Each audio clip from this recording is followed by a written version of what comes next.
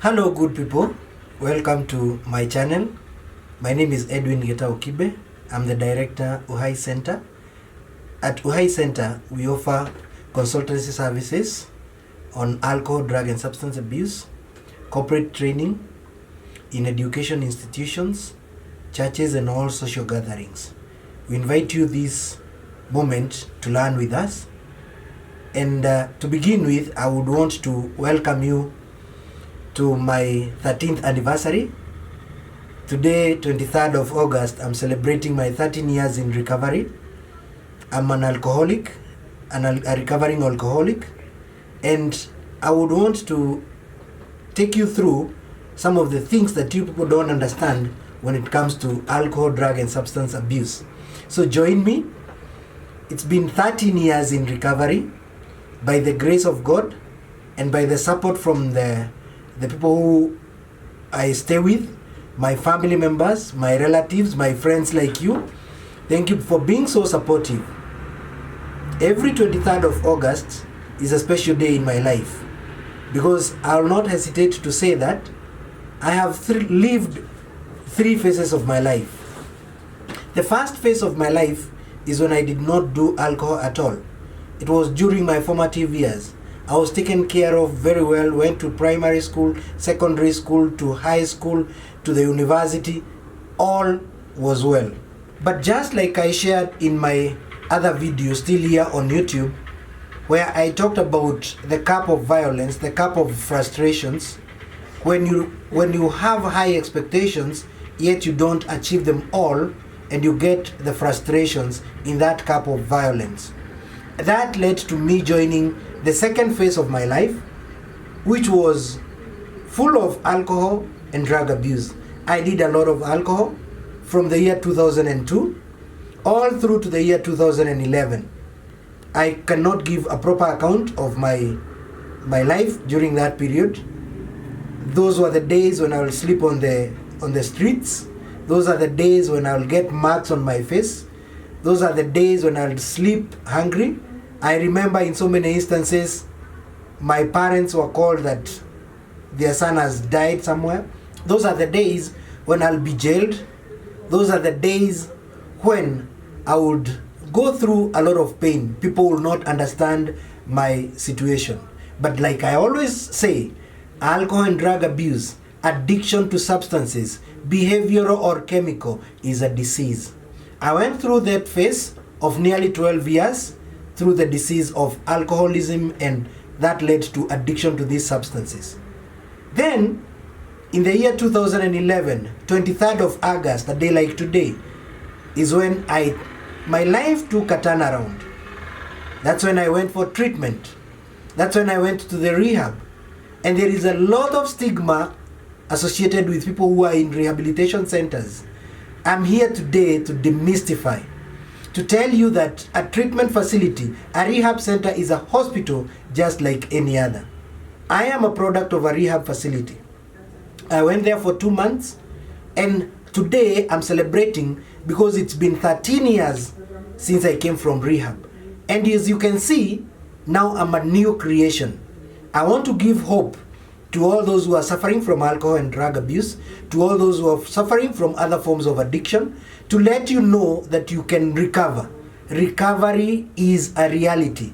In recovery, we say you treat one day at a time, and that recovery works if you work it. Today, I am a lecturer. Today, I'll run a company. Today, I am a father of 3 and married to one beautiful wife.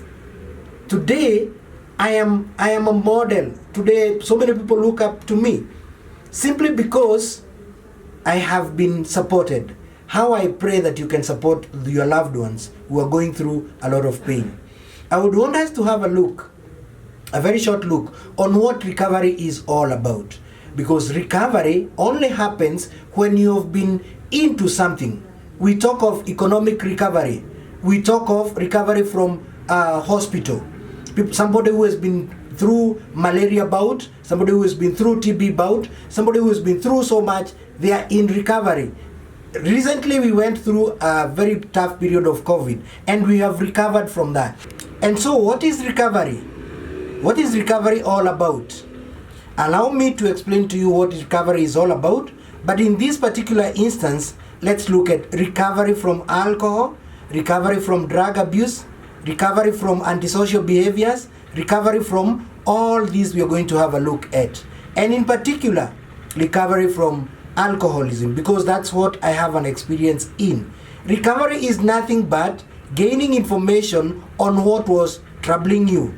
Recovery is nothing but making intra-personal changes, making intra is between me and myself, inter is between me and that other person. And these changes that we are going to make, how do we maintain them over time? And then we ensure that we don't get back to those old habits. Gaining information, increasing self-awareness, developing skills for sober living, and eventually joining a support group.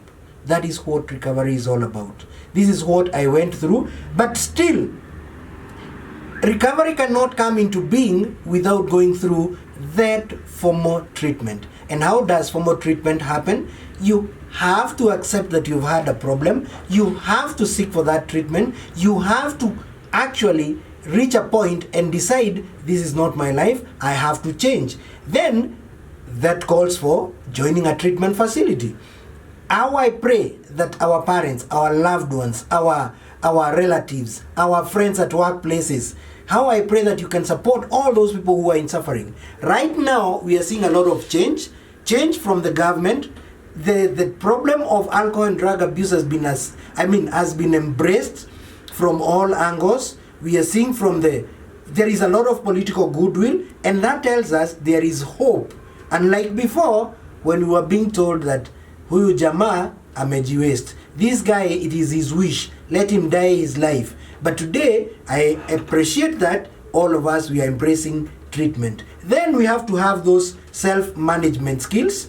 You have to be taken through the coping skills such that once you are out of treatment facility, you're able to live. Now that takes me to the third phase of my life. Remember, the first phase was when I did not use anything. The second phase is when I did a lot of alcoholism and cigarette smoking and also marijuana. And now the third phase, which is where I am today. I am a proof, I am a testimony that recovery is a reality. And with time, how I urge you parents, how I urge you the employers, how I urge everybody, all human beings, can you give time to a person who is in recovery? Stop stigmatizing these people. In most cases, I remember when I came from rehab, I was told, tunampatia wiki mbili. We are giving him 2 weeks. That extended to 2 months, 2 years. And there are some people who are still hoping that I'll relapse. But I thank God today, we are talking of 13 years. Probably could be there are those who are still waiting for a relapse. But I pray to God that this does not happen. And now also I pray that nobody loses it when he is in recovery. There are so many other factors that we like to consider when it comes to recovery. But if you allow me, I'll take you through some of the steps that we follow during recovery. Number 1 is the support system. Dear parents, people who are suffering from alcohol and drug abuse, they need a lot of love from you. That is the first treatment. They need a lot of support from you. They need a lot of care from you. Those are the initial needs. And we can offer that, and also accepting that this is a disease. Surprisingly, let me tell you something, that alcoholism and drug abuse is a family disease. What do I mean? If you ask yourself, if you remember, the person who is struggling with alcohol, when he's out there doing his things, when he's out there drinking, when he gets drunk, sometimes, in most cases, they lose consciousness and they don't know where they are. But you, who is the significant person in his or her life, you spend a lot of sleepless nights. You are psychologically disturbed. You become codependent. You need more help than the guy himself. And that's why we say it is a family disease. It affects all of us. And if we don't take it positively, we are going to suffer, all of us. That's why we say, when the elephant is in the room, can we join hands and try to deal with it? Because it's a battle that calls for each one of us to support. Now, I want to take you through some of the slides that will explain further on what recovery is all about. But for those who are in alcohol, don't lose hope. There is always a brighter tomorrow. And that's why we have treatment facilities. If you come to my office in Wetaithia House, Thika Town, room number 423, I will be able to help you in prevention. I'll be able to help you in treatment and rehabilitation. That is my area. I'll be able also to reintegrate you into the society. I do a lot of treatment programs. I do a lot of training programs in effort to prevent from drug abuse. I do a lot of corporate workplace policies. And this one is very, very key, because in all our areas, we need to fight and take a personal responsibility, because just like I am saying, the elephant is in the house. Thank you very much for watching, and keep following on my YouTube channel for the next video. I'm here to educate you. I'm here to support you. And for those who need help for their loved ones, please reach out on the number that is running down this video. Follow me on YouTube, follow me on Facebook, follow me on Twitter, follow me on TikTok, and we are going to support and we are going to recover together. Recovery is a reality. Thank you very much.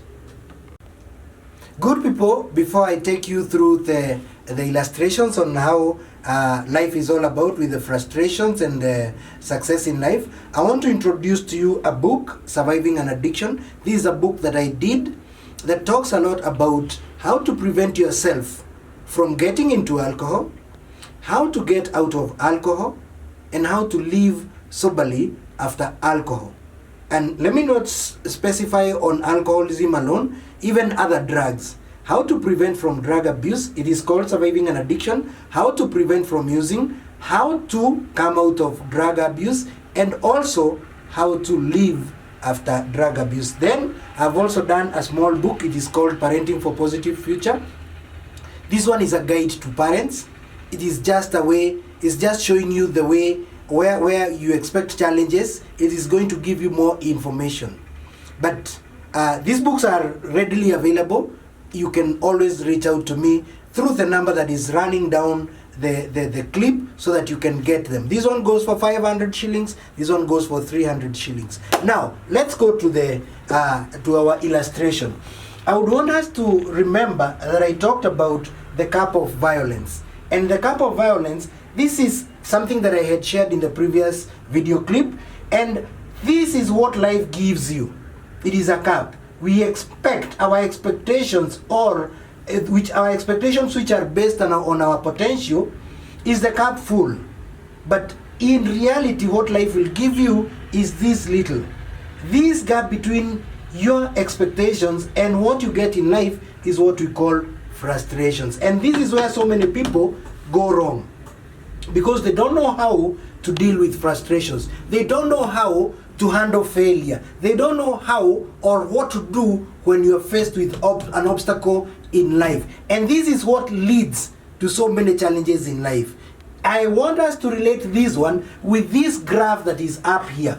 This is a graph. I know there are so many people who are not very good in graphs, but this one is made simple, and I hope you'll understand it. This is the axis that is showing the achievements, and this is another axis that shows the effort that you've put in place. And here, in this graph line, you'll see this is the expectation in life. You have the achievement graph, you have the effort axis, you have the expectations, and the most important now is this graph line, which is the reality of life. You'll find that your expectations will not match the reality of life. And this again, this gap is what we call the valley of frustration. Drug abuse, violence, crime, antisocial behaviors, illicit sex, and all that stuff is an indication of the valley of frustrations. And the people who give up, this is where we find so many challenges. But for those who are persistent, those who never give up, they rise up, You see, the reality rises up. This is the most difficult moment in our lives, where you break, you go beyond the expectations, and this happens if you are consistent and if you are persistent. Because up there, you'll realize that the gap between the reality and expectation is so wide. And this is the mountain of success. And this is our aspirations. But it's not for the easy goers. This is not meant for, what do we call them? We call them the faint-hearted. You have to be strong at heart. You have to be a fighter. And this is what I went through. That I had so many challenges between my expectations and the reality of life. And this is when I swam into alcoholism and drug abuse. But by the grace of God, this is where I went to rehab. After rehab, this is where now the gap, as you'll be seeing on the photos, this is now the gap between the expectation and the reality, the mountain of success. I can count myself as a successful person. I can count myself that I don't look forward to going downwards. And that's why I'm sharing this clip with you, to give you hope that you can as well, if you persevere, if you don't give up, if you give support to those people who are in trouble today. I'm telling you that the mountain of success, you're going to climb there. Please find me on my next video on YouTube. My name is Kibe Edwin Getao. You also find me on Facebook on the same name. You'll find me on Twitter, on TikTok, still on the same name, and my YouTube channel. Remember to subscribe, to like, to comment, and to share. And for those who would want further assistance for their loved ones, you can give me a call on the number that is going down the screen there, or you can visit us at Wetaithia House. We are in Thika Town, room number 423. You are very much welcome, and keep following me on those social media platforms for more information. Thank you, and God bless us together.